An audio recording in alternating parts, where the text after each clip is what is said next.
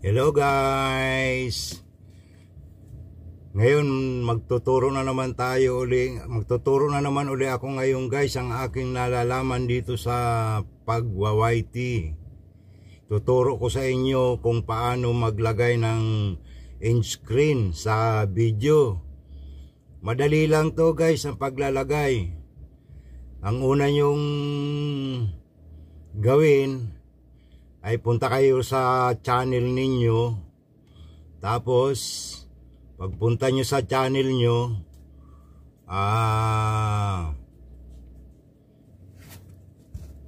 pindutin nyo yung sa ibabaw yun, yung YouTube studio nyo. Yan ang lalabas sa YouTube studio. Yan. Tapos pindutin nyo tong content. Ayan content nyo, pindutin nyo yan. Yan, pakapindot nyo yan, yung bagong upload nyong video, katulad nito, halimbawa, yan, bagong upload ko ngayon yan. Pipindutin nyo to yung pangalan, yung title nyo. Yan, pipindutin nyo yan. Mapupunta kayo sa ganyan. Tapos punta kayo ron sa editor. Ayun editor Yan, pindutin nyo yung editor. Yan, mapupunta kayo. Andito na yung video nyo Ayan na yung video nyo guys sa dulo. Yan, bali lumabas na.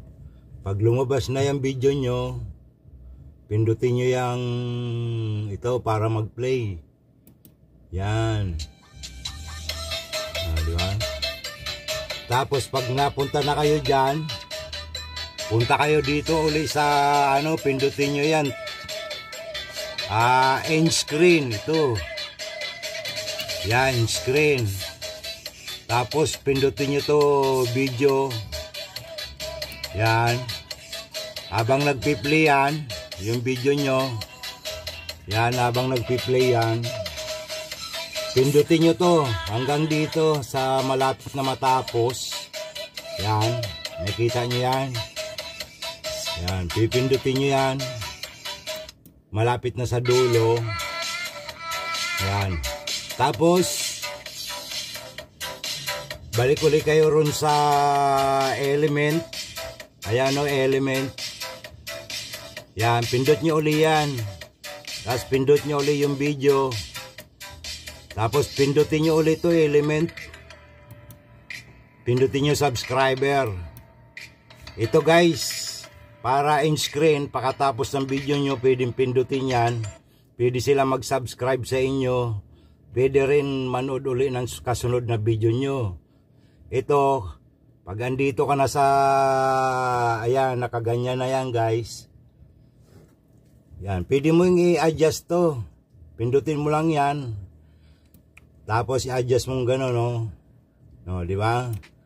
Ganon din tong subscriber mo, pindutin mo lang din. Huwag mong bibitawan, dito mo na bitawan yan.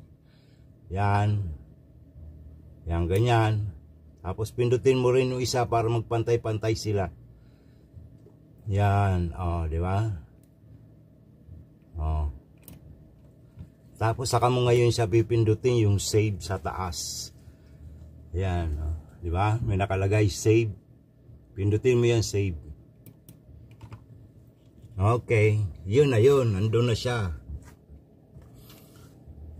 Meron ka na, tapos piplay mo ulit ito siya rito pala guys. Piplay mo ulit yan. Yan.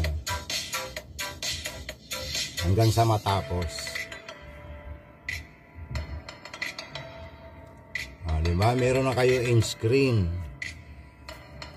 Pag pinili yan sa ibang mga cellphone meron ng end screen yan guys.